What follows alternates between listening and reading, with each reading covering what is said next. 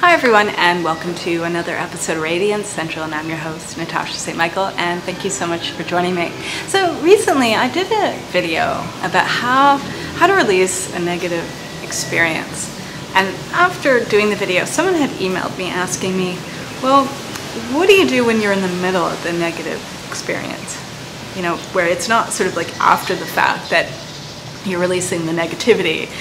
It's when you're in the middle of just something that is life-changing, that is just awful.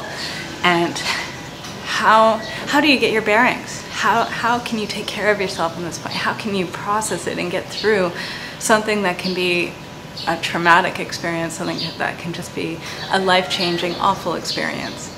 And this is a great question because we all go through this, right? Life is full of good times and bad times. And for anyone that's kind of going through a situation or experience where perhaps someone in your family or loved one has passed away, or you're going through perhaps a divorce or a separation, or you lost a job, or you're sick, or someone you love is sick, or something terrible has happened, an accident, or just something that in an instant everything changed, and you have to deal with a heavy experience, a negative experience. How do you process that? How do you find your bearings? How do you deal with that? And wow, so this is a big question. And I would have to say the first thing is how I see it when I've gone through bad experiences in my life is that what helps for me is to acknowledge how bad I feel, to acknowledge my anger, to acknowledge my disappointment, to acknowledge my misery, or just how terrible I'm feeling, to allow myself to feel that way. Not to push it down, not to hide it, not to be stronger, or feel like I should be strong in a situation, but to let myself respond and even react to the situation. Because sometimes by reacting, that's what's going to allow you to find some sort of balance. Because a lot of times we're trying to be strong, we're trying to be the leader, or we're trying to just make sense out of something that perhaps you can't make sense of. You know, that's part of life, is that there are certain things we just don't understand, and we don't understand why they're happening to us, and why they're happening to a loved one, or how could this happen. And it's okay to acknowledge that and to ask that and to feel perhaps let down, or feel confused, or to feel just even that the situation is just a cruel, terrible situation. And with that, it's also about expressing yourself, and expressing yourself how you can, and what feels natural and right for you. And it's having someone to express yourself to.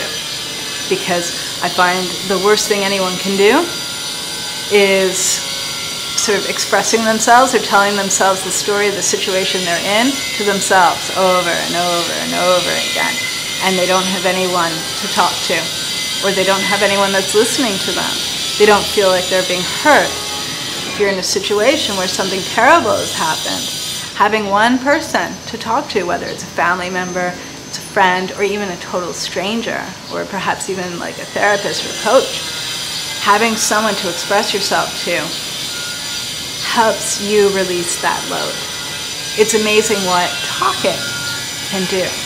And it's amazing the difference between actually talking out loud compared to talking to yourself.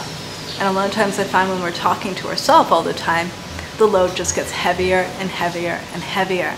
And things become grayer and grayer and grayer. But the moment we actually speak to another person and speak out loud and express ourselves, there's more clarity, there's a release, and that's really important. And you're no longer sort of carrying that burden by yourself. Yes, you're still feeling the emotions, you're still in that situation, but it feels a lot better when there's at least one other person carrying it with you. So that's number one, is expressing it and making sure that you're being heard too.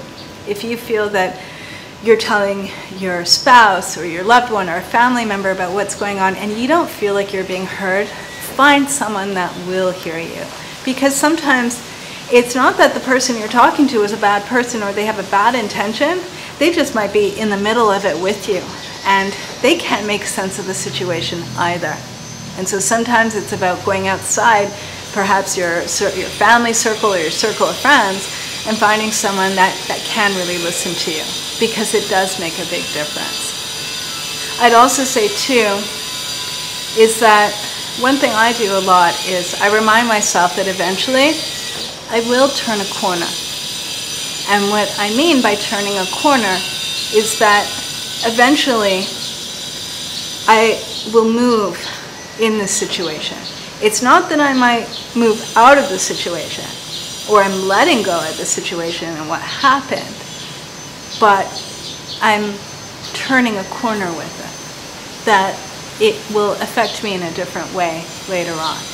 And so it's not about devaluing what you're going through or undermining it or putting it away somewhere, but it's about turning a corner where it won't be affecting you the same way, or you see it in a different way, or it has its place in your life in a different way.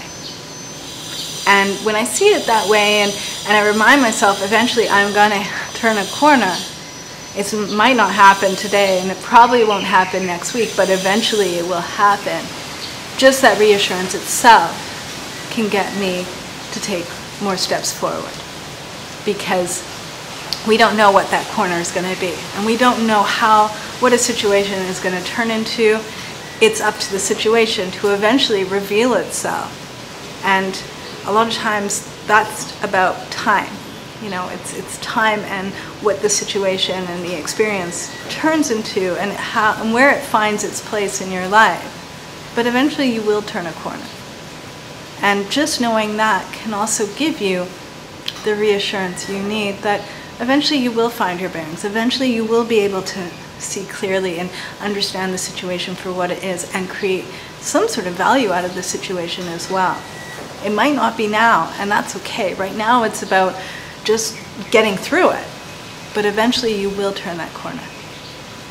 And so that's my input on what to do when you're in the middle of a terrible experience. And that's the guidance I can give, and what I've gone through myself in sorting out my own stuff and my own personal experiences. And I just have to say that, you know, it's one thing someone had told me many years ago, is never to suffer alone. And it's so important, and it's something I remind myself all the time, is don't carry the burden by yourself. People are all around you to support you. And I know for myself that for me, when someone needs my support, it's a treasure if someone asks me for support. No one's ever burdening me if they need my help. And that's something everyone needs to remind themselves, is that when you're going through a time where you're suffering, you're going through a time that it's really hard to just get through something, that asking for help is not a burden. In fact, you're allowing someone else to have the opportunity to give something back to you. And you're allowing someone else to play an important role in your life. And that's why we're here, you know. So don't ever, never, ever suffer alone. And find someone to carry what you're going through with you. All right? So, yes, that's what I have to say for today. I'm wishing everyone a super fabulous day, and I will see you again soon.